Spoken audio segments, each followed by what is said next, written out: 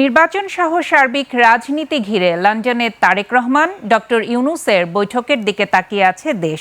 কি হতে পারে লন্ডনে, তার প্রভাবই বা কি, এসবই এখন টক অব দ্য কান্ট্রি। রাজনীতিকরা বলছেন সুরাহা হতে পারে ভোটের দিনক্ষণ নিয়ে। মাহিলা ইসলামের report. Colour expert, George sap এবং মাইল্ড অন হ্যান্ডস টেকনোলজি সমৃদ্ধ অরিক্স ক্রিস্টাল ওয়াশ আপনার লন্ড্রি এক্সপার্ট।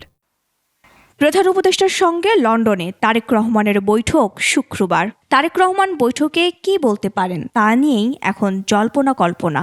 বিদ্যমান রাজনৈতিক সিচুয়েশন, নির্বাচনী সময়সীমা এবং সরকারের নিরপেক্ষতার বিষয় ইত্যাদি আলোচনা হবে। 2026 সালের এপ্রিলের প্রধান উপদেষ্টা আগামী বছরের এপ্রিলের প্রথম ভাগে নির্বাচনের কথা বলেছেন, আর তারেক রহমান বলেছেন চলতি বছরের ডিসেম্বরে। তাহলে বৈঠকে এর সমাধান কি মিলবে?